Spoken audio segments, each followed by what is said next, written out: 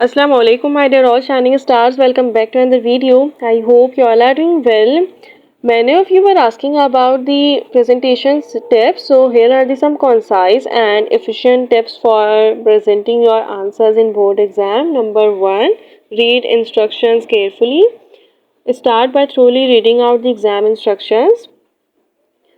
Please first of all आपको ये पता होना चाहिए कि मार्किंग स्कीम क्या है. Understand the question requirements and the marking scheme too. अगर ये क्वेश्चन 2 मार्क्स का है तो वो 4 to 5 लाइन से ज़्यादा एक्सीड नहीं करना चाहिए. दैट्स वाई मार्किंग स्कीम का पता होना भी ज़रूरी होता है. क्वेश्चन रिक्वायरमेंट्स पता होनी चाहिए कि वाकई में क्वेश्चन पूछ क्या रहे हैं. So that's why read instructions carefully, read your question carefully. Number 2, plan your answers. Before writing quickly plan your answer. काफ़ी सारे बच्चे बाद में सोच रहे होते हैं, लिखना स्टार्ट कर दिया, देन फिर सोच रहे हैं, फिर काट रहे होते हैं, रिमूवर यूज़ कर रहे होते हैं. सो ऑफ कोर्स उसकी वजह से प्रेजेंटेशन ख़राब होती है. और इंटर बोर्ड में मार्क्स गेन करना वाकई मुश्किल होता है. आपको पता होना चाहिए कि प्रेजेंटेशन अच्छी होनी चाहिए, तभी मार्क्स मिलेंगे. वहाँ पे आपका लक भी चलता है और आपका presentation भी. So please, before writing, quickly plan your answers, outline the main points to ensure your response is structured and cover all aspects of the question. Number 3, clean and neat handwriting. Please write cleanly and neatly. This will help examiner to read your answers easily and can create a positive impact. So that's why impression आपने positive बनाना है और उसकी वजह यही होगी कि आपकी presentation अच्छी होनी चाहिए, आपकी handwriting clear and neat होनी चाहिए of course. Number 4, highlight important information or key points. So please underline or highlight key terms or important points and draw attention to significant part of your answer. उसकी वजह से examiner को ज़्यादा ढूंढना नहीं पड़ेगा और वो देख सकता है. मैं ज़्यादातर ऐसे ही, मैंने जब भी आप लोगों को करवाया है क्वेश्चन आंसर, सब वहाँ पे पॉइंट हाईलाइट हुए हुए होते थे ब्लैक पॉइंटर से या ब्लैक पेन से. तो ऑफ कोर्स आपको पता होगा कि हाईलाइट करनी होती है इंपॉर्टेंट इन्फॉर्मेशन, ताकि एग्जामिनर को आसानी से हाईलाइटेड इन्फॉर्मेशन. ऐसा होता है कि हम क्वेश्चन बहुत बड़ा लिख रहे होते हैं, लेकिन कोई एक बात ऐसी होती है जिसकी वजह से वो पूरा क्वेश्चन उसी के इर्द गिर्द घूम रहा होता है. सो प्लीज़ आपको वो लाइन हाईलाइट ज़रूर करनी है. इससे पॉजिटिव इम्पैक्ट पड़ता है, पॉजिटिव इंप्रेशन पड़ता है towards the examiner. Number 5, use bullet points and numbering. Please use bullet points or numbering numbered list to highlight key points. ये enhance करता है readability and allows you to present information concisely. So that's why use bullet points and numbering too. Number 6, structured responses. Structured responses का ये मतलब है कि use headings and subheading to structure your answer. This make your response organized and easier to follow. So that's why आपने heading and subheading का इस्तेमाल भी ज़रूर करना है. Number 7, include diagrams और charts. Of course बॉटनी में कोई भी डायग्राम नहीं है. काफ़ी सारे बच्चे मुझसे पूछ रहे थे, बॉटनी में कोई डायग्राम नहीं है, बट ये zoology में है एंड फिगर्स बनती हैं केमिस्ट्री में भी, तो आपने वो भी ज़रूर प्रैक्टिस करनी है. इंक्लूड डायग्राम्स, चार्ट्स और tables if they are relevant और help to explain your points. So please use include diagrams, charts or tables too, but please label them clearly and refer to your book.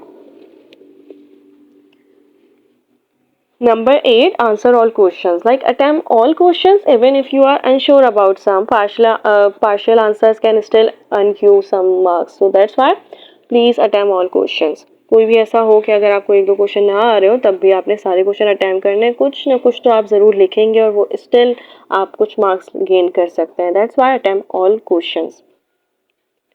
लेकिन मैंने पहले भी बताया था, पहले आपने वो क्वेश्चन अटैम्प्ट करने जिसमें आप श्योर हैं कि आपको ये आता है, उसमें कोई भी कन्फ्यूजन नहीं है, उसमें कोई भी आपको नहीं लगता कि आप भूल जाएंगे. आपको जो क्वेश्चन पहले आते हैं आप वो पहले अटैम्प्ट करेंगे neat and cleanly. Number 9, time management. Time management ज़रूर होनी चाहिए. टाइम मैनेजमेंट जिसकी नहीं होती ऑफ कोर्स फिर मुश्किल होती है. Allocate your time wisely, spend appropriate time on each question based on it's marks. अगर लॉन्ग क्वेश्चन 8-9 मार्क्स का है तो उस पर ज़्यादा टाइम लगेगा कंपेयर टू शॉर्ट क्वेश्चन जो 2-3 मार्क्स का है. तो दैट्स वाई आपको पता होना चाहिए कि आपने कहाँ पे कितना टाइम लगाना है. Leave time at the end for review your answers. यहाँ भी एक पॉइंट होगा, इंशाल्लाह मैं वो लास्ट में बताऊंगी. Stay calm and focus. Stay calm and focus का मतलब ये होता है कि calm and maintain focus throughout the exam. If you encounter a difficult question, move on and return to it later. ये नहीं है कि जो क्वेश्चन डिफिकल्ट लग रहा है उसी पे पूरा टाइम लगा दिया और जो आना था वो उसी हड़बड़ी में निकल गया है. तो please stay calm and maintain focus through out the exam. Number 11, review your answers if time permits. अगर टाइम है तभी रिव्यू करेंगे, नहीं है कोई मसला नहीं है, हम पेपर दे देंगे. टीचर से बदतमीजी नहीं करेंगे, नहीं कहेंगे कि हमें टाइम दें. ऑफ कोर्स हमें पता है, मैं सेकेंड ईयर वालों के लिए नहीं कह रही हूँ, उनको पता है वो टाइम दे चुके हैं पेपर, बट फर्स्ट ईयर वाले पहली दफ़ा देंगे इंटर एग्ज़ाम. ये बोर्ड 9 मैट्रिक से थोड़ा सा डिफरेंट होता है, दैट्स वाई मैं ज़रा ज़्यादा इसको डिटेल में बता रही हूँ. So review your answers, check for any mistake, ensure you have answered all parts of the question and make sure your writing is clear. That's why आपने अपने आंसर्स को रिव्यू करना है. और सबसे ज़्यादा बड़ी बात ये है कि अपने हर पार्ट को चेक करना है कि आपने हर पार्ट ऑफ द क्वेश्चन को ज़रूर आंसर किया है, क्योंकि इससे क्या होता है कि लॉन्ग क्वेश्चन का पार्ट ए कर लिया एंड पार्ट बी रह गया तो वो मुश्किल हो जाती है. इससे बेहतर ये कि पहले आप सही से नंबर वाइज पॉइंट वाइज देखते जाएं.